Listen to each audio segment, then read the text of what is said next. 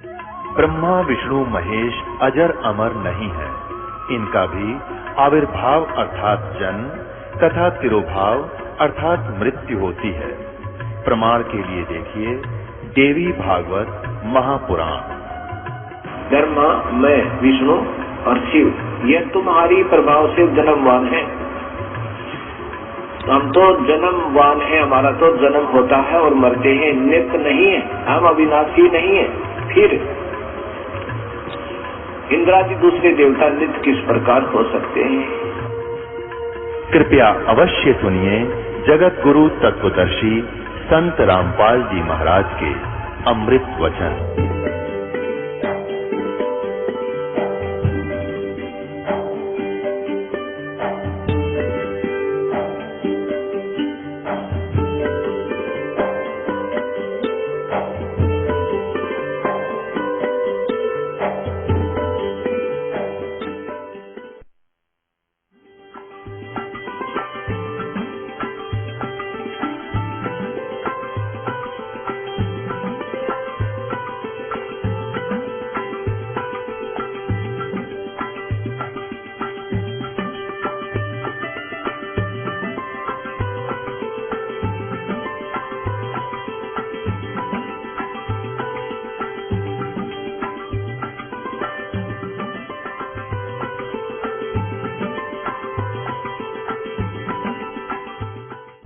झूठे सुख को सुख कहे ये मान रहा मन मोदे।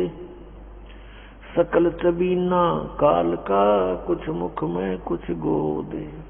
परमात्मा ने आके बताया कि झूठे सुख को सुख कहे ये मान रहा मन मोद। ये सकल चबीना काल का कुछ मुख में कुछ गोद। आप प्रतिदिन सुनते हो, समाचार पत्रों में भी पढ़ते हो, दुर्घटना के कारण या किसी रोग के कारण, अन्य किसी परिस्थितियों में मृत्यु हो जाती है। एक परिवार के 4-4, 5-5 इकट्ठे ही मृत्यु को प्राप्त हो जाते हैं। और शेष बचे हुए ये सोचते हैं कि हमारा अभी नंबर नहीं है। नंबर तो है, इतना तो हमें पता है कि मृत्यु तो होगी, लेकिन अभी नहीं। ये अभी नहीं वाली जो हमारे अंदर एक घर कर गई है बात, ये हमारे लिए बहुत भयंकर है, बहुत दुखदाई है। परमेश्वर ने आके बताया कि मौत भूल गया बावड़े, अचरज किया कौन, ये तन माटी में मिल जाएगा जो आटे में लौण। मौत को भूलकर, जाने वाले समय को भूलकर हम यहाँ सब बकवादें करते हैं।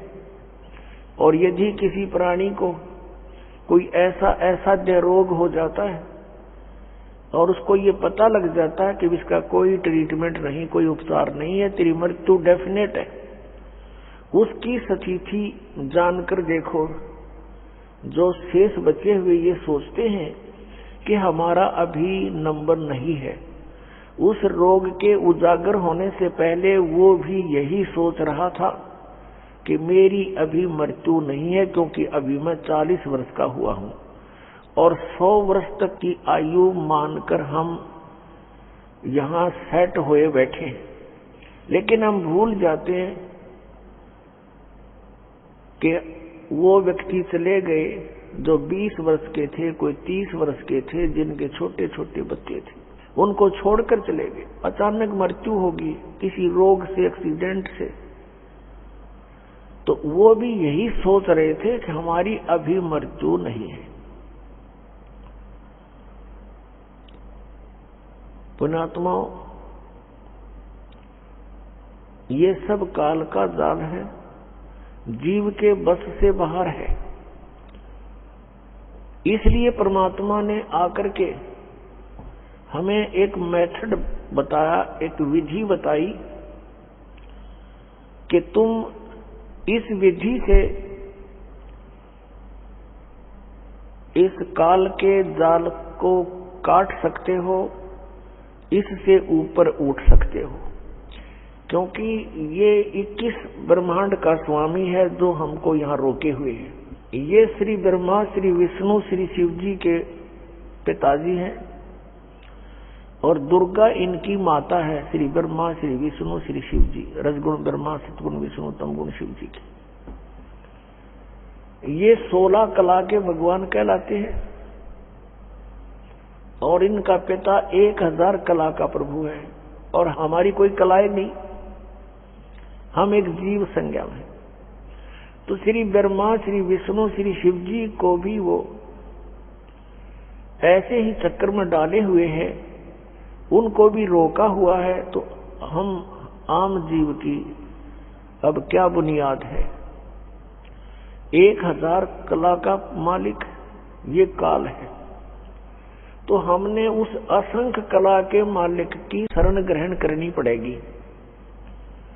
उस असंख्य कला के स्वामी के आड़ में, ओट में, उसके सहारे से हम इसके काल के लोक को पार कर सकते हैं। उस परमेश्वर ने हमें इस काल पर विजय पाने के लिए एक विधि बताई है कि पूर्ण संत से वो 3 मंत्र, यानी एक ओम तत्सत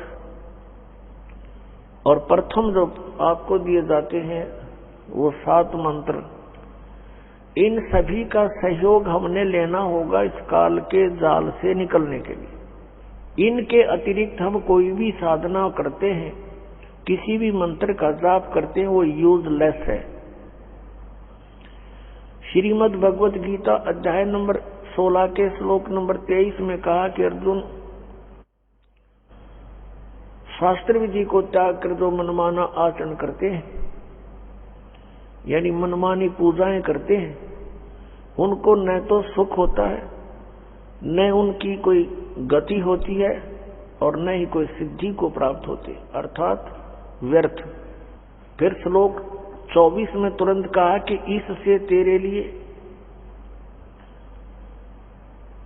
अर्जुन शास्त्र ही प्रमाण है। कर्तव्य और अकर्तव्य की व्यवस्था में शास्त्र ही प्रमाण है, अर्थात जो सदग्रंथों में लिखा है उसी तरह कीजिए, किसी के लोक वेद पर आधारित मत होइए। श्रीमद् भगवत गीता अध्याय नंबर 2 के और श्लोक नंबर 53 में कहा कि अर्जुन, कि जिस समय तेरी बुद्धि नाना प्रकार के भ्रमित करने वाले वचनों से हटकर एक परमेश्वर के तत्व ज्ञान पर आधारित हो जाएगी, तब तो तू योग को प्राप्त होगा, अर्थात तब तेरी भक्ति प्रारंभ होगी। अन्यथा तुझे कोई भ्रमित कर देगा, रास्ते से डगमग कर देगा, तो तू सफल नहीं हो सकता। श्रीमद् भगवत गीता में 3 परमात्माओं की महिमा है, क्षर पुरुष, अक्षर पुरुष और परम अक्षर पुरुष, और तीनों गुणों की पूजा का निषेध बताया है। 7वें अध्याय के 12 से लेकर 15 श्लोक में श्रीमद् भगवत गीता में कहा कि तीनों गुण, रजगुण ब्रह्मा, सतगुण विष्णु, तमगुण शिव जी की पूजा, अर्थात ये त्रिगुणमयी माया के ऊपर जिनकी बुद्धि सेट हो चुकी है, इनसे अतिरिक्त किसी की साधना नहीं करते, उनके विषय में कहा 15वें श्लोक में 7वें अध्याय के में कि वो त्रिगुणमयी माया के द्वारा जिनका ज्ञान हरा जा चुका है, यानी ब्रह्मा विष्णु महेश से मिलने वाली अस्थायी सुविधाओं के ऊपर जो आधारित हो चुके हैं, वो अन्य किसी की पूजा नहीं करते। राक्षस स्वभाव को धारण किए हुए मनुष्यों में नीच दूषित कर्म करने वाले मूर्ख, गीता ज्ञानदाता ब्रह्म कहता है वो मेरी पूजा भी नहीं करते। 3 पुरुष, क्षर पुरुष, अक्षर पुरुष और परम अक्षर पुरुष, इन तीनों की साधना करने से हम पूर्ण मोक्ष प्राप्त होंगे, जन्म मृत्यु के रोग से छूट सकेंगे। उसके लिए साधन क्या है, कौन सा तरीका है? श्रीमद् भगवत गीता अध्याय नंबर 8 के श्लोक नंबर 13 में गीता ज्ञानदाता कहता है, ओम इति एकाक्षरम ब्रह्म व्यवहारन माम अनुसमरन यह प्रयाति तदंदेहम स याति परमाम गतिम। मुझ ब्रह्म का केवल एक ओम मंत्र है, नथिंग एल्स, एक ओम अक्षर है मुझ ब्रह्म का, उच्चारण करके सिमरन करता हुआ यह प्रयाति तदंदेहम, जो शरीर छोड़कर जाता है, अर्थात अंतिम श्वास तक ओम का जो जाप करता हुआ जाता है, स याति परमाम गति, वह परम गति को प्राप्त होता है। कौन सी परम गति को? जो ओम से होने वाली है। ओम के जाप से, ये ब्रह्म का जाप है, सरपुरुष का जाप है, इससे क्या प्राप्ति होगी, क्या उपलब्धि होगी? कि ब्रह्मलोक प्राप्ति होगी। गीता जी अध्याय नंबर 8 के श्लोक नंबर 16 में कहा कि ब्रह्मलोक पर्यंत भी सभी पुनरावृत्ति के अंदर है, वहां गए हुए प्राणी भी जन्म मृत्यु में आते हैं। ये पूर्ण मोक्ष नहीं है, और जब तक पूर्ण मोक्ष नहीं होगा तब तक जीव को परम शांति नहीं हो सकती। जैसे गीता अध्याय नंबर 8 के श्लोक नंबर 16 में इन अनुवादकर्ताओं ने यहां गड़बड़ी कर रखी है। इसमें लिखा है कि उनका अनुवाद ये है कि ब्रह्मलोक पर्यंत सभी पुनरावृत्ति में है अर्जुन, अर्थात वहां जाकर भी, ब्रह्मलोक में जाकर भी वापस आते हैं। इन्होंने अनुवाद किया कि मुझे प्राप्त प्राणी का फिर जन्म नहीं होता, यह अनुवाद गलत कर दिया। उसका अर्थ ये है, जो ये नहीं जानते कि मुझे प्राप्त होकर भी पुनर्जन्म है अर्जुन, उनका फिर भी पुनर्जन्म है। जो ये नहीं जानते तो वो प्राणी मुझे प्राप्त होकर भी बार बार जन्म मृत्यु को प्राप्त होते हैं। यदि उनके अनुवाद को यहां सच्चा माने कि गीता ज्ञानदाता यह कहता है कि मुझे प्राप्त प्राणी का पुनर्जन्म नहीं होता, तो गीता अध्याय नंबर 4 के श्लोक नंबर 5 और 9 में, गीता अध्याय नंबर 2 के श्लोक नंबर 12 में, गीता अध्याय नंबर 10 श्लोक नंबर 2 में गीता ज्ञानदाता कहता है, अर्जुन तेरे और मेरे बहुत जन्म हो चुके हैं, तू नहीं जानता, मैं जानता हूं। मेरे जन्म और कर्म अलौकिक है।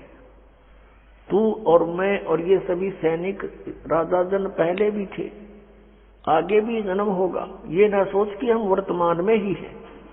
इससे सिद्ध हो गया कि गीता ज्ञानदाता जो ब्रह्म है, सरपुरुष है, इसके भी जन्म मृत्यु होती है, ये अविनाशी नहीं है।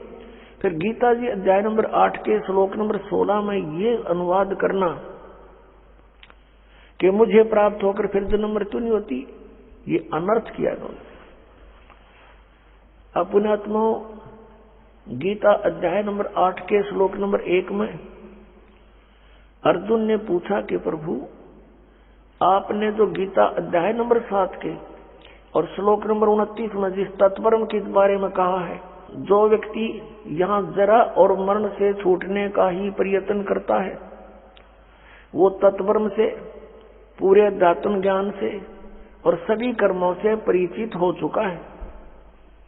वो फिर यहाँ से जरा यानी बुढ़ापा, मरण माने मृत्यु, क्योंकि सबसे बड़ा कहर इस प्राणी पर वृद्ध अवस्था होता है, और उसके बाद फिर मृत्यु, इससे भी बूढ़ा। तो पुण्यात्माओं, यहाँ वो गीता ज्ञानदाता से अर्जुन ने प्रश्न किया कि फिर वो तत्परम क्या है जिसको जानकर फिर प्राणी केवल जरा और मरण से छूटने का ही प्रयत्न करता है। उसके विषय में 8वें अध्याय के 3 श्लोक में उत्तर दिया कि वो परम अक्षर ब्रह्म है। श्रीमद् भगवत गीता अध्याय नंबर 15 के श्लोक नंबर 1 से लेकर 4 तक बता के उल्टा लटका हुआ संसार रूपी वृक्ष है। इसके ऊपर को जो जड़ है वो तो मूल मालिक है, वो पूर्ण परमात्मा है, वो परम अक्षर ब्रह्म है, और नीचे को तीनों गुण रूपी शाखा है। अब गीता ज्ञानदाता ने केवल इतना संकेत कर दिया कि ऊपर को जड़ है और नीचे को तीनों गुण रूपी शाखा है, बीच का कोई पोर्शन उसने नहीं बताया। फिर गीता जी अध्याय नंबर 4 के श्लोक नंबर 34 में कहा है कि वो तत्व ज्ञान है। कौन सा तत्व ज्ञान? जो गीता जी अध्याय नंबर 4 के श्लोक नंबर 32 में गीता ज्ञानदाता कह रहा है कि पूर्ण परमात्मा ने, परम अक्षर ब्रह्म ने, ब्रह्मणे मुखे, यहां भी गीता अनुवादकर्ताओं ने अनर्थ किया है। ब्रह्मणे मुखे का अर्थ वेद की वाणी लिख दिया, नहीं, ये सच्चिदानंद घन ब्रह्म की वाणी में, यानी जिसको परमात्मा ने स्वयं आकर अपने मुखारविंद से बोला है, अपने मुख कमल से बोला, उस ज्ञान में धार्मिक अनुष्ठानों की, यज्ञों की जानकारी विस्तार से कही गई है, वो तत्व ज्ञान है। चौथे अध्याय के 34वें श्लोक में कहा कि उस तत्व ज्ञान को जो परमेश्वर ने स्वयं आकर बोला हुआ है, उसकी वाणी में लिपिबद्ध होता है, उस ज्ञान को तू तत्वदर्शी संतों के पास जाकर समझ। उनको दंडवत प्रणाम करने से, कपट छोड़कर नम्रता पूर्वक प्रसन्न करने से वो तत्वदर्शी संत तुझे परमात्मा तत्व का ज्ञान कराएंगे। यानी गीता ज्ञानदाता यहाँ अपनी असमर्थता व्यक्त कर रहा है कि मैं उस तत्व ज्ञान से परिचित नहीं हूं। फिर 15वें अध्याय के गीता जी के एक श्लोक में उसका उत्तर दिया है कि वो तत्वदर्शी संत है कौन? ऊपर को जड़ वाला, ऊर्ध्व मूलम अधः शाखम, ऊपर को जड़ और नीचे को तीनों गुण रूपी शाखा वाला, ये उल्टा लटका हुआ संसार रूपी वृक्ष समझो, जिसकी जड़ तो ऊपर में है और नीचे को तीनों गुण रूपी शाखा है। अब गीता ज्ञानदाता ने इतना संकेत दिया है और बताया कि जो इस उल्टे लटके हुए संसार रूपी वृक्ष के सभी छंद, सभी विभाग बता देगा पत्तों सहित, स वेदवित, वो तत्वदर्शी संत है, वो वेद के तात्पर्य को जानने वाला है। तो परमेश्वर कबीर देव जी वो सच्चिदानंद घन ब्रह्म है, जिन्होंने 600 वर्ष पहले अपनी अमृतवाणी कबीर वाणी में अपने मुखारविंद से, मुख कमल से वो तत्व ज्ञान बोला। उसमें क्या बोला था कि अक्षर पुरुष एक पेड़ है, निरंजन वा की डार और तीनों देवा शाखा है, ये पात रूप संसार। दूसरे शब्दों में अक्षर पुरुष एक पेड़ है, सरपुरुष वा की डार और तीनों देवा, रजगुण ब्रह्मा, सतगुण विष्णु, तम गुण शिव जी, तीनों देवा शाखा है और पात रूप संसार। वो परमात्मा ने आकर यूं ज्ञान बोला, ये सच्चिदानंद घन ब्रह्म की वाणी, कबीर वाणी। इसी का रेफरेंस ऋग्वेद मंडल नंबर 9 और सूक्त नंबर 96 के मंत्र 16 से लेकर और 20 तक है। हे परमात्मा, आपका वास्तविक नाम क्या है? 16वें श्लोक में प्रश्न है। उत्तर दिया 17वें श्लोक में कि वो कबीर साहब, कबीर परमेश्वर है और कबीर वाणी के द्वारा वो अपने ज्ञान को लोकोक्तियों के माध्यम से उच्चारण करके बोलता है, जिस कारण से वो एक प्रसिद्ध कवि भी कहलाता है, लेकिन वो होता है परमात्मा। फिर 18वें श्लोक में कहा कि वो तीसरे मुक्ति धाम में रहता है, सतलोक में रहता है, वहां से गति करके आता है। गीता के अध्याय नंबर 15 के श्लोक नंबर 4 में कहा है कि जब तत्वदर्शी संत आपको मिल जावे, उसके पश्चात परमेश्वर के उस परम पद की खोज करनी चाहिए, जहां जाने के बाद साधक फिर कभी लौटकर संसार में नहीं आता। और जिस परमेश्वर ने सारे ब्रह्मांडों की, यानी संसार रूपी वृक्ष की रचना की है, और मैं भी उसी की शरण में हूं, केवल उसी की भक्ति करनी चाहिए। अनन्य मंत्र श्रीमद् भगवद गीता अध्याय नंबर 18 के श्लोक नंबर 62 में कहा कि अर्जुन, तू सर्व भाव से उस परमेश्वर की शरण में जा, उसकी कृपा से तू परम शांति को और सनातन परम धाम को प्राप्त होगा, शाश्वतम स्थानम। अब इससे सिद्ध हो गया कि गीता ज्ञान दाता श्री कृष्ण जी में प्रवेश करके ब्रह्म बोल रहा है, और ये भी नासवान इसका मंत्र जो ओम नाम है, केवल इसकी साधना करने से जो प्राप्ति होगी वो भी यूजलेस, क्योंकि ये सरपुरुष है, नाशवान है। अध्याय नंबर 15 के श्लोक नंबर 16 और 17 में 3 प्रभु बताए, सरपुरुष, अक्षर पुरुष और परम अक्षर पुरुष। परम अक्षर ब्रह्म जो 8वें अध्याय के मंत्र 1 का उत्तर 8वें अध्याय के 3रे श्लोक में दिया गीता ज्ञानदाता ने कि वो परम अक्षर ब्रह्म है। तो गीता जी अध्याय नंबर 15 के श्लोक नंबर 16 में 2 पुरुष, सरपुरुष और अक्षर पुरुष की जानकारी है। सरपुरुष है ये जो ये ब्रह्म है, जो निरंजन काल है, 21 ब्रह्मांड का स्वामी है, इसका ओम नाम है। फिर अक्षर पुरुष ये 7 संख ब्रह्मांड का स्वामी है, और इसका गीता जी अध्याय नंबर 17 के श्लोक नंबर 23 में जो ओम तत् सत 3 मंत्र कही है, उसमें से इसका ये तत् मंत्र है, ये सांकेतिक है।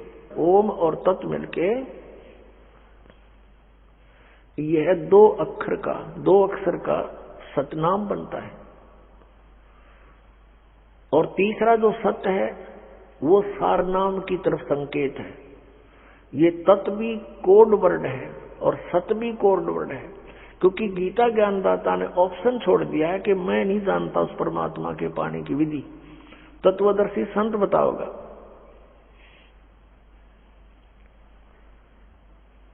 अब जो प्रसंग चल रहा है कि शास्त्र विधि को त्याग जो मनमाना आचरण करते हैं उनको कोई लाभ नहीं होता। गीता जी अध्याय नंबर 16 के श्लोक नंबर 23 में और 24 में स्पष्ट कर दिया कि इससे तेरे लिए कर्तव्य और अकर्तव्य की व्यवस्था में सदग्रंथ ही प्रमाण है, किसी के लोक वेद पर विश्वास मत करना।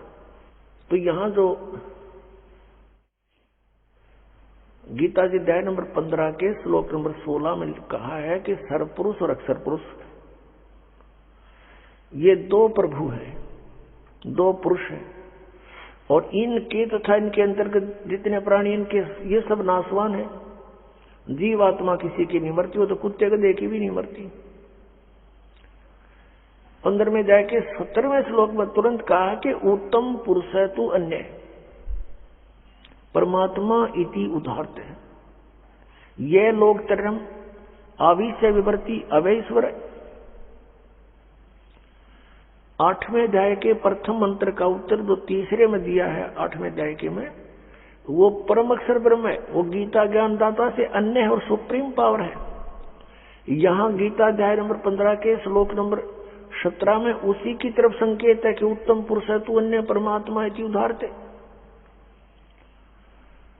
और उसको भगवान कहते हैं। और वही तीनों लोकों में प्रवेश करके सबका धारण पोषण करता, वो है वास्तव में अविनाशी परमात्मा।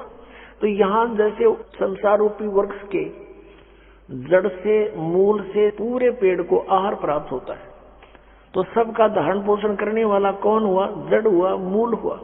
और वो मूल कौन है? वो परम अक्षर ब्रह्म है, वो परम देव पुरुष है। तो वो तीनों लोकों में प्रवेश करके सबका धारण पोषण करता है वो परमात्मा। कौन? परम अक्षर ब्रह्म। अब हमने ये साधना देखनी है कि किस साधना से हम जन्म और मृत्यु के रोग से मुक्त होंगे और सदग्रंथों में प्रमाण हो वही सफल होगा। अब गीता जी अध्याय नंबर 15 के श्लोक नंबर 18 में फिर इसने थोड़ी सी टांग अड़ाई है गीता ज्ञानदाता ने, लेकिन उसने बोला तो ठीक है, समझने वाले उसको गलत समझ जाते हैं। 15वें अध्याय के 18वें श्लोक में कहा कि मैं लोक वेद के आधार से पुरुषोत्तम प्रसिद्ध हूं, क्योंकि मेरे अंतर्गत जितने प्राणी हैं मैं उनसे उत्तम हूं। उत्तम माने श्रेष्ठ हूं, तगड़ा हूं, उनसे मैं शक्तिशाली हूं, इसलिए मैं लोक वेद के आधार से पुरुषोत्तम प्रसिद्ध हो रहा हूं। आई एम नॉट पुरुषोत्तम। पुरुषोत्तम तो 15वें अध्याय के 17वें श्लोक में इसने खुद बता दिया कि वो है पुरुषोत्तम। लोक वेद क्या होता है?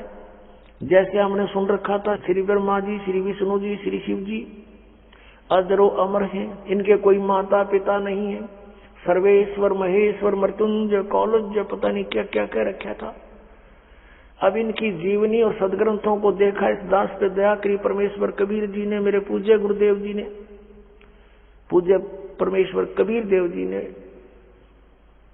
तो उसमें पाया कि तो नाशवान इनकी जन्म मृत्यु होती है। यो लोक वेद था।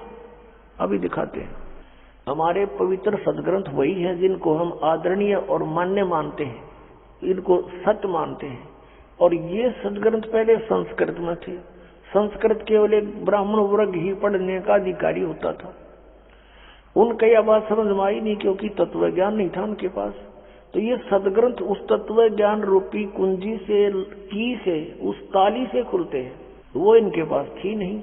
इसलिए आज तक लोक वेद सुनाते रहे। देखिएगा श्री ब्रह्मा विष्णु महेश की जीवनी में क्या लिखा है।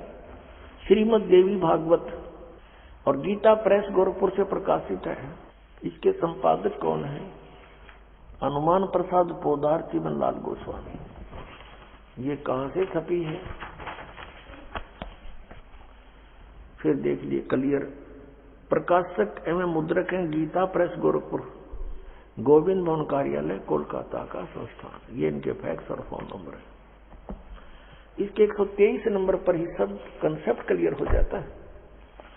अब तीसरा स्कंद 123 पृष्ठ, और ये देखिएगा, तुम शुद्ध स्वरूपा हो, ये सारा संसार तुम इसे उद्भासित हो रहा है। मैं ब्रह्मा और शंकर हम सभी तुम्हारी कृपा से विद्यमान हैं। श्री विष्णु जी कह रहे हैं अपनी माता दुर्गा के विषय, और अपनी सतिथि बताते हमारा आविर्भाव और तिरोभाव हुआ करता है। हमारा आविर्भाव माने जन्म, तिरोभाव माने मृत्यु होता है। हम अविनाशी नहीं है, हमारा जन्म मृत्यु होता है। केवल तुम ही नित्य हो, जगत जननी हो, प्रकृति और सनातनी देवी हो। अब इससे ये विषय हो गया कि दुर्गा को प्रकृति भी कहते हैं। भगवान शंकर बोले, देवी यदि महाभाग विष्णु तुम्ही से प्रकट हुए हैं तो उनके बाद उत्पन्न होने वाले ब्रह्मा भी तुम्हारे बालक हुए। फिर मैं तमोगुणी लीला करने वाला शंकर क्या तुम्हारी संतान नहीं हुआ? अर्थात मुझे भी उत्पन्न करने वाली तुम ही हो शिवे। संपूर्ण संसार की सृष्टि करने में तुम बड़ी चतुर हो। इस संसार की सृष्टि, सतीथि और संहार में तुम्हारे गुण सदा समर्थ है। उन्हीं तीनों गुणों से उत्पन्न हम रजगुण ब्रह्मा, सतगुण विष्णु, तम गुण शिव जी नियमानुसार कार्य में तत्पर रहते हैं। पुण्यात्मा, इस पवित्र सदग्रंथ श्रीमद देवी भागवत ने थोड़े से विवरण में सब कुछ कंसेप्ट क्लियर कर दिया। इसमें 5 कंसेप्ट क्लियर हो गए, 5 पॉइंट। नंबर 1, ब्रह्मा विष्णु महेश नाशवान है, इनकी जन्म मृत्यु होती है। ये अजरो अमर मृत्युंजय कालज्य नहीं है। और दूसरा ये हो गया कि दुर्गा इनकी जननी है, इनको जन्म देने वाली माता है। तीसरा ये हो गया कि रजगुण ब्रह्मा, सतगुण विष्णु, तमगुण शिव जी है। चौथा ये हो गया कि ये केवल नियमित कार्य ही कर सकते हैं, आपके संस्कार को बदल नहीं सकते। आपके भाग्य में कोई भयंकर दुख है, मृत्यु है या कोई और हानि है तो ये कोई चेंज नहीं कर सकते उसको, क्योंकि वो कर्मों का आधार है। और कर्म में परिवर्तन केवल परम अक्षर ब्रह्म, पूर्ण ब्रह्म, कबीर देव, कबीर साहब कर सकते। और 5वां ये हो गया कि दुर्गा प्रकृति है। दुर्गा को प्रकृति भी कहते हैं। गीता जी अध्याय नंबर 7 के श्लोक नंबर 1 से 4 में कहा कि अर्जुन, अब ये ऐसा ज्ञान बता दूंगा कि इसको जानने के बाद फिर कुछ भी जानना शेष नहीं रहेगा। मेरी 2 प्रकार की प्रकृति है। एक तो ये जैसे जल, पृथ्वी, आयु, वायु, इस तरह की ये 8 प्रकार के, और दूसरी चेतन प्रकृति दुर्गा है। तो यहाँ श्रीमद देवी भागवत में भी इसको स्पष्ट कर दिया है कि दुर्गा को प्रकृति कहते हैं। अब प्रसंग जो चल रहा है वही आते हैं। श्रीमद भगवत गीता अध्याय नंबर 15 के श्लोक 18 में जो कहा है उसने कि मैं लोक वेद के आधार से पुरुषोत्तम प्रसिद्ध हूं। क्योंकि जितने मेरे अंतर्गत प्राणी आते हैं 21 ब्रह्मांड में, उनसे उत्तम हूं, उनसे तगड़ा हूं मैं। इसलिए मैं लोक वेद के आधार से पुरुषोत्तम प्रसिद्ध हो रहा हूं। लेकिन पुरुषोत्तम तो 15वें अध्याय के 17वें श्लोक में इसने स्वयं बता दिया कि वो तो परम अक्षर ब्रह्म है। तो यहां परमात्मा कहते हैं, कबीर परमेश्वर जी अपना उदाहरण आप पे देते हैं। आप पे आरती, आप पे साधे, आप पे किंगर, आप पे बातें, आप पे ताल झांझ जनकारा, आप न से आप देखण हारा। अपनी महिमा आप पे बतावे, अपने ऊपर ही सब उदाहरण पेश करके हमें समझाने की चेष्टा की है परमेश्वर ने। पीछे लाग्या जाऊं था मैं लोक वेद के साथ, रस्ते में सतगुरु मिले दीपक दे दिया हाथ। पहले हम लोक वेद के आधार से कभी किसी की पूजा, कभी कोई व्रत, कोई इष्ट धाम पर भटकते फिर रहे थे, कहीं तीर्थों में भटक रहे थे। कहते हैं परमात्मा के पीछे लग गया जाऊं था मैं लोक वेद के साथ। ब्रह्मा विष्णु महेश जी को सर्वेश्वर मानकर इनकी पूजा करते थे, ये लोक वेद था। और कहते हैं इस भक्ति मार्ग में, इस भक्ति के सफर में सतगुरु मिल गए। अब दीपक दे दिया हाथ, अब दीपक दे दिया हाथ, ये तत्व ज्ञान रूपी टॉर्च दे दी। अब इसकी रोशनी में हम भटकेंगे नहीं, गड्ढों में नहीं गिरेंगे, बिल्कुल रास्ते चलेंगे। अब जैसे हम पहले जो पूजाएं करते थे और हमारे संस्कारवश कोई पुण्य भी हो, कहीं लाभ भी हो जाता था, होता ही था, क्योंकि पिछले संस्कार तो देने ही हैं सबने। तो हम ये सोचा करते थे कि हम भगवान विष्णु की पूजा करते हैं और भगवान शंकर की पूजा करते हैं, बाबा श्याम जी की पूजा करते हैं, हनुमान जी की पूजा करते हैं, जिस कारण से हमें ये सुख हो रही है। अब पता चला कि ये कुछ भी नहीं कर सकते, ये अपने भी प्रारब्ध को, अपने भी पाप कर्मों का नाश नहीं कर सके, वो भोगना ही पड़ा। जैसे भगवान श्री कृष्ण जी विष्णु जी के अवतार थे, भगवान श्री रामचंद्र जी विष्णु ही की आत्मा थी और श्री कृष्ण जी भी। नारद जी ने श्राप दे दिया था विष्णु जी को, क्योंकि वो विवाह कराना चाहा था और उसने भगवान विष्णु जी से हरि रूप मांगा था।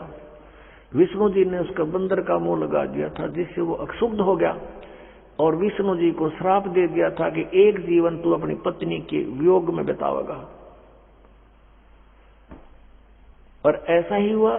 श्री विष्णु जी श्री रामचंद्र रूप में राजा दशरथ के घर जन्म हुआ।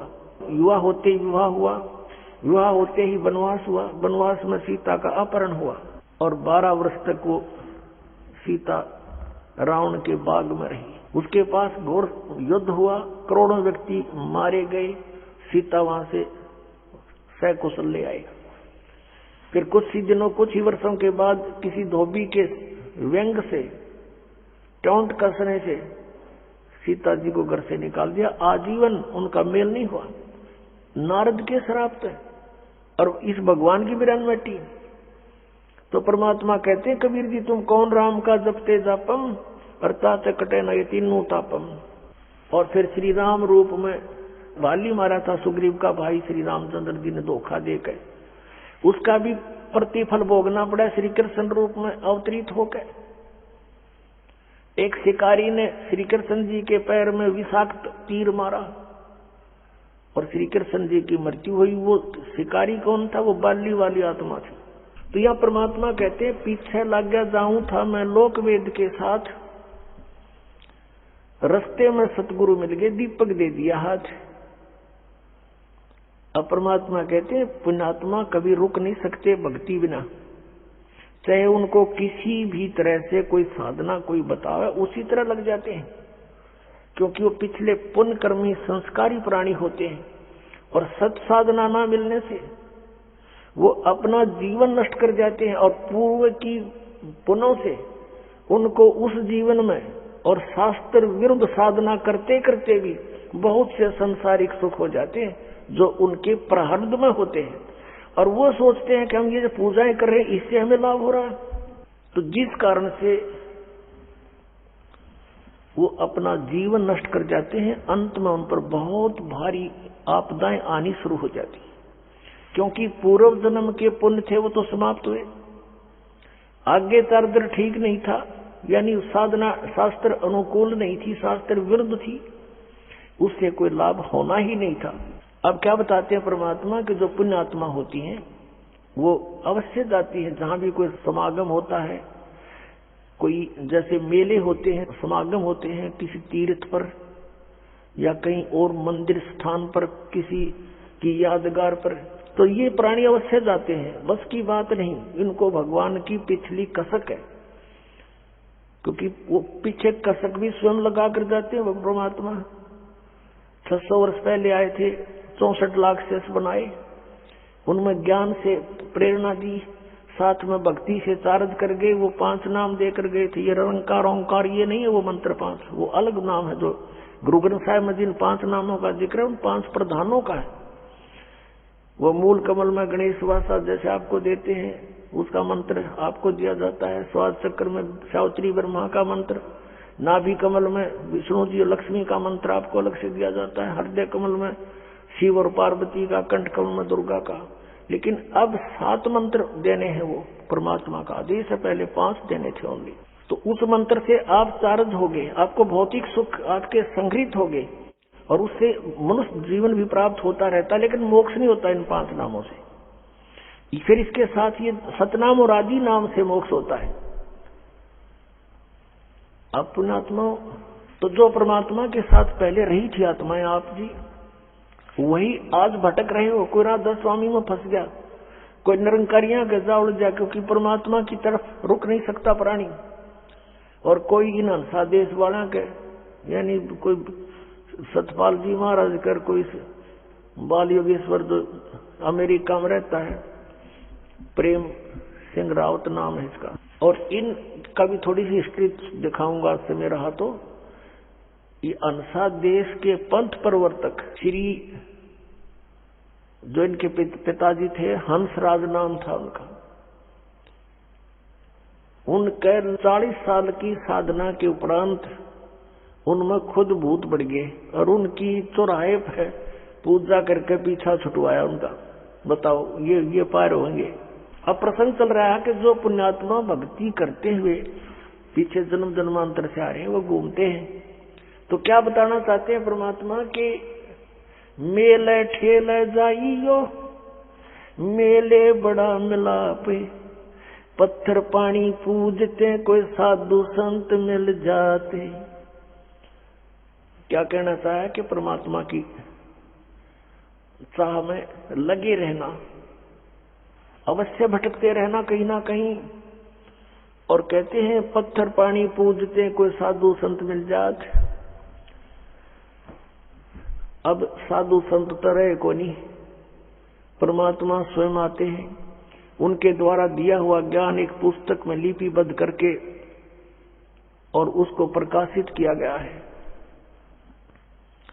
उस पुस्तक को कहीं हरिद्वार में बांटा जहां पर कुंभ का मेला था, कहीं पर गोवर्धन की फेरी में गए हुए भक्त थे वहां बांटा, और बांटने जाते हैं तो सब मार मार करते हैं कि ये क्या कहते हैं, ब्रह्मा विष्णु महेश के माता पिता बताते हैं, इनको मारो भगा दो।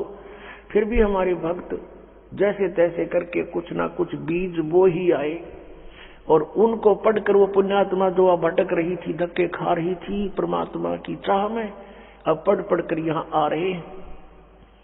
तो उस मेले ठेले जाइयो, मेले बड़ा मिलाप, और पत्थर पानी पूजते, कोई साधु संत मिल जाते। अब साधु संत तो रहे नहीं, परमात्मा ने ये तरीका अपना लिया, अपनी चिट्ठी भेज दी। ये पुस्तक तत्वदर्शी संत का काम करती है, तो उसको पढ़कर आप यहाँ आ रहे हो। तो क्या बताते हैं, परमात्मा के पीछे लग जाऊं था मैं लोक वेद के साथ, रास्ते में सतगुरु मिल गए, इस सफर में, भगवान भक्ति वाले सफर में। क्योंकि आप जी कोई जय गुरुदेव जी के यहाँ गए हुए थे, कोई राधा स्वामी के, कोई वैसे परंपरागत साधनाएं कर रहे थे, तो इस भक्ति के मार्ग में ये तत्वदर्शी संत मिल गया आपको। अब तत्व ज्ञान रूपी टॉर्च दे दी, अब आप भटक नहीं सकते, आजीवन इस मार्ग पर लगे रहोगे और मोक्ष कराओगे। अब प्रसंग चल रहा है कि हम परमात्मा के पाने के लिए कौन सी साधना है, परमात्मा कौन है, कहाँ रहता है, वहां उसकी सतीथि क्या है सतलोक में।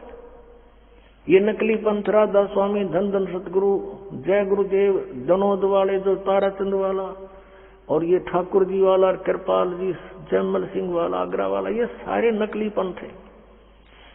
पुण्यात्मा मोक्ष मंत्र से होगा, जो सत मंत्र से होगा।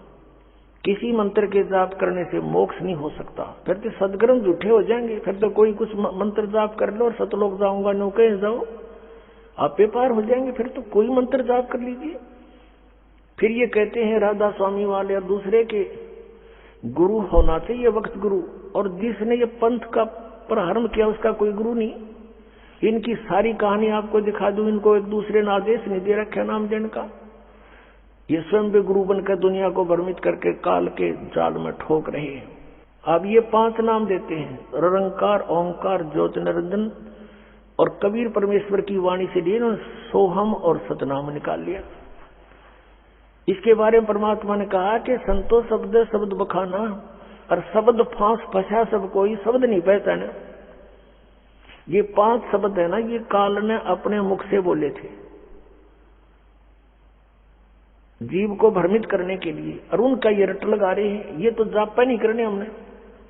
निरंकार, ओंकार और ज्योति निरंजन सीधे काल के जाप, और सोहम शब्द के देने का अधिकारी इस पृथ्वी पर इस दास के अतिरिक्त कोई नहीं। या परमात्मा थे या वो महापुरुष थे जिनको भगवान मिले थे। आदरणीय मलुकदास साहिब जी, आदरणीय धर्मदास साहिब जी, आदरणीय नानक साहिब जी, आदरणीय मलुकदास साहिब जी, आदरणीय गरीबदास साहिब जी, गांव छुड़ानी, जिला झज्जर, हरियाणा वाले, आदरणीय दादू साहिब जी, आदरणीय गीसा साहिब जी, गांव खेकड़ा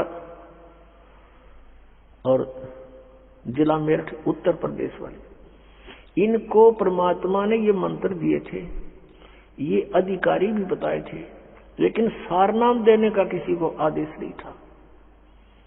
तो इन्होंने परमात्मा का बहुत आज्ञा का पालन किया, और 5 नाम से अतिरिक्त कोई मंत्र भी इनको नहीं दिया, लेकिन उनसे ये मंत्र ओपन जरूर करवा दिया।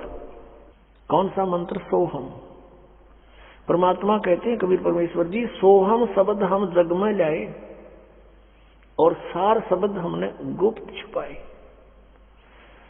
कहते नामा छिपा ओम तारी, पीछे सोहम भेद बिचारी, सार शब्द पाया जद लोई, आवागमन बहुड़ ना होई। एक नामदेव नाम के महापुरुष थे, छिपी जाति में, रोहिल्ला जाति में, और बहुत पुण्यकर्मी प्राणी थे। पिछले संस्कार इतने प्रबल थे, ओम नाम का जाप जपते थे। फिर क्या हुआ कि उन्होंने उपदेश ले लिया परमात्मा से। परमात्मा कबीर जी कहीं भी आकर कुछ समय रह जाते थे और वो भेद नहीं देते थे, मैं कौन हूँ, कहाँ से आया हूँ। एक साधु संत रूप में कहीं रह करके 10-20 वर्ष फिर वहां से अंतर्ध्यान हो जाते थे। उसी सतीथि में वहां एक नगर में रह रहे थे जहां नामदेव जी थे। जो पुंडरपुर एक नगर था, पुंडरपुर गांव, उस पुंडरपुर में रहा करते थे परमात्मा। तो वहां नामदेव जी भी उनके शिष्य हो गए, और भी बहुत कुछ एक भक्त बन गए। एक रंका और वंका नाम के, और बंका, ये 3 प्राणी और शिष्य हुए थे। और भी बहुत से थे, पर ये सुप्रसिद्ध ये 4 थे। एक रंका, उसकी पत्नी बंका और उसकी लड़की वंका, 3 नाम थे उनके। तो नामदेव जी ओम नाम का जैसे परमात्मा प्रथम मंत्र देते थे, और वो 5 नाम देते थे, नामदेव जी उससे हटकर भी वो स्वयं एक ओम नाम को विशेष महत्व देते थे पिछले संस्कार के कारण। जैसे गीता जी अध्याय नंबर 7 के श्लोक नंबर 19 में कहा कि बहुनाम जन्मानाम अन्ते ज्ञानवान माम प्रपद्यते। बहुत बहुत जन्मों के किसी अंत के जन्म में कोई पुण्यात्मा मुझ ब्रह्म की साधना करता है, नहीं तो अन्य उपासनाओं में जीवन व्यर्थ कर देते हैं।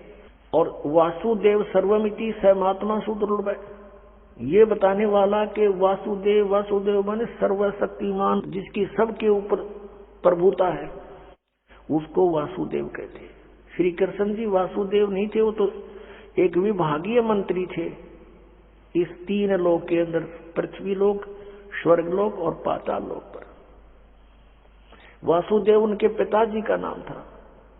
और वासुदेव नाम कहां से? वेदों से पंडितों पुरोहितों ने अपने यजमान का नाम बड़ी आसानी रखा करते, इसलिए वासुदेव नाम रख रखा था उसका। श्री कृष्ण वासुदेव नहीं थे। वासुदेव का अर्थ होता सर्वशक्तिमान, सर्वव्यापक। व्यापक का मतलब इन्होंने एक भगवान सारा फैल रहा, जैसे प्रधानमंत्री जी हैं, एक स्थान पर है लेकिन पूरे भारत में व्यापक है। ऐसे व्यापकता है उस परमात्मा की सत्ता की। तो कहने का भाव ये है कि जो ये बताने वाला साधु तो बड़ी मुश्किल से मिलेगा अर्जुन, कि वो वासुदेव ही सब कुछ है, वही पाप नाशक है, वही पूजा के योग्य है, वही सर्वश्रेष्ठी रचनहार है, वही पाप हमारे सब दुखों को दूर करने वाला है, और किसी की पूजा नहीं करनी चाहिए। कहते ये बताने वाला साधु तो बड़ी मुश्किल से मिलता, सुदुर्लभ। अब कहने का भाव ये है कि नामदेव जी ने परमात्मा का उपदेश अवश्य ले रखा था, लेकिन फिर भी हम इसी तरह यहां फेल होते आए। वो फिर भी अपने ओम नाम को महत्व ज्यादा देते थे, फिर भी जैसे था। अब क्या होता है कि उनकी पिछले संस्कार की बहुत प्रबल परमात्मा में चाह थी, लगन थी। एक दिन क्या हुआ कि नामदेव जी छिपी जाति में थे, और ब्राह्मण वर्ग जो है मंदिर के अंदर अन्य किसी को आरती के समय प्रवेश नहीं होने देते थे। उनका कुछ ऐसा विधान बना रखा था, बाहर बेशक खड़े रहो कोई। एक दिन क्या हुआ कि मंदिर में आरती हो रही थी और नामदेव जी वहां से आ रहे थे किसी कामवश। वहां आरती की ऐसी धुन ताल बज रही थी, वो भी विभोर हो गए। पंडित लोग तो घंटी बजा रहे थे ऐसे पकड़ पकड़ के।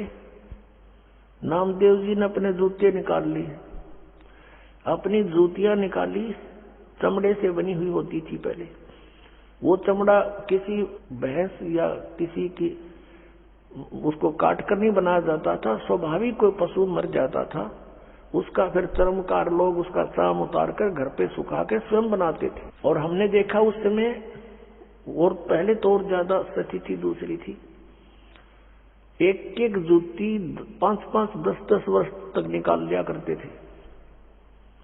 तो उसने क्या किया, जूते अपने हाथ में उठाए, इतना मस्त हो गया, जूतियों को पीटने लगा घंटी की तरह न्यू करता हुआ, और मंदिर में पहुंच गया, उन ब्राह्मणों के बीच में घुस गया।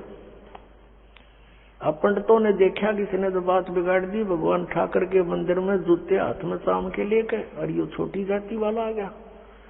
उसकी पकड़ के बाजू एक पंडित ने, ब्राह्मण ने मंदिर के पीछे पटक दिया, और वो वहां पड़े पड़े भी ऐसे बजा रहे हैं। परमात्मा ने उस मंदिर का मुंह नामदेव की तरफ कर दिया, और पंडित जी पिछली साइड में घंटी बजावे खड़े खड़े।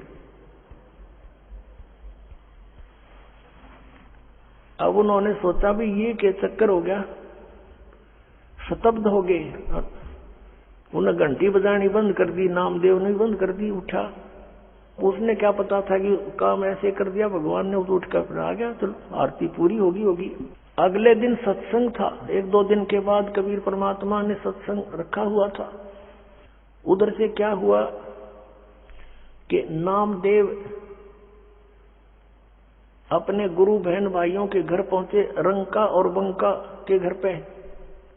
वहां पर रंका बंका नहीं थे, उनकी बेटी थी वंका, उससे पूछा ये क्या कर रही है बहन?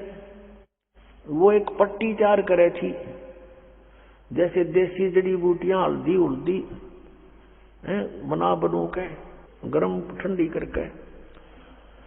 उसने पूछा क्या कर रही है? कि भाई पट्टी तैयार करूं। किसके क्या हो गया? आंटी अंकल का कुछ हो गया कि नहीं? गुरुदेव भगवान के हाथ में चोट लग गई। नामदेव ने पूछा क्या लग गया बहन? वो वंका कहने लगी भाई तुम बाज आ जा, आप मनमुखी बहुत चलते हो, भगवान को दुखी ना करा करे। तेरे के सर में दर्द था, तुम पंडिता के बीच में जा बढ़िया, आ जाता सीधा। तेरी इज्जत रखने के लिए, यानी भगवान की इज्जत रखने के लिए परमात्मा ने तेरा मंदिर घुमाया भाई। और उस समय उनके हाथों में खाल छुलगी गुरुजी की, और उसके लिए पट्टी तैयार करो। अब नामदेव का जची नहीं कि वहां तो गुरुजी थे ही नहीं। अब वो गुरुजी के पास गया जहां वो अपने झोपड़ी में रहते थे, देखा सचमुच उनके पट्टी बंधी हुई थी, इंतजार कर रहे थे कि बेटी पट्टी लेकर आने वाली है। इतने में वंका पहुंच गई। वो उतारी, हाथ अच्छी तरह छुले हुए, वो पट्टी करी, नामदेव चरणों में गिर गया, प्रभु माफ करो। परमात्मा ने कहा तू माफ कर मुझे, तेरे पीछे भटक रहा हूं। परमात्मा कहते हैं कबीर जी, जो जन मेरी शरण है ताका हूं मैं दास, और गैल गैल ला गया फिर जब लग धरती आकाश। तो जो पुण्यात्माएं हैं परमात्मा उनके पीछे पीछे रहते हैं, उनको भक्ति में आस्था बनाए रखते हैं, कहीं ये नास्तिक ना हो जाए। और ये काल भगवान चाहता है कि गलत साधना करके इनकी ब्रान माटी हुए और भगवान की भक्ति से आस्था हट जाइए। कभी भक्ति करें, कोई ना कोई बताने वाला हो तो सुने को नहीं। यदि परमात्मा आवे या उनका कोई दास आवे सत ज्ञान बताओ तो ये नो के ना हमने देख लिया कि इतना कुछ को नहीं, कहीं पर कुछ नहीं है। काल ये चाहता है और दयाल ये चाहता है कि किससे की भक्ति करे, पर इन पर आपत्ति आवत संस्कार वो समय खड़ा पाऊं, इनको आस्था बनी रहे, भगवान है कहीं ना कहीं।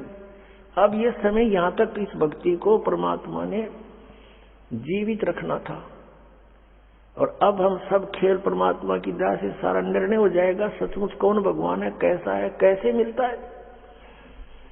तब परमात्मा ने कहा भाई इस तरह ओम नाम तो मोक्ष नहीं हो नामदेव, एक मंत्र और दूंगा, लेकिन इसको तू किसी को नहीं देगा, और एक मंत्र फिर और दूंगा आदि नाम, किसी को नहीं बताएगा। तब कान पकड़ लिए, जो आप कहोगे प्रभु वैसे ही करूंगा। तब नामदेव जी को परमात्मा ने सतनाम दिया था, जिसमें एक ओम मंत्र है, एक तत् है।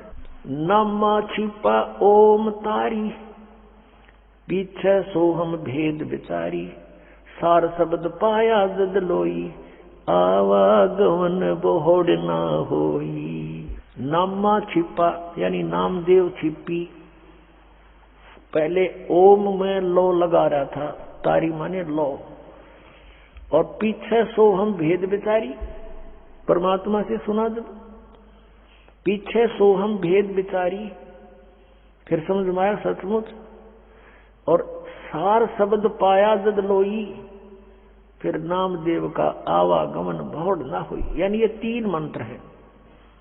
पहला मंत्र तो वो अलग से है ही, वो तो स्टार्ट है, फर्स्ट एड है, और दो अक्षर का सतनाम है, जिसमें एक ओम मंत्र है, एक तत्, ओम सरपुरुष का और तत् अक्षर पुरुष का सांकेतिक है,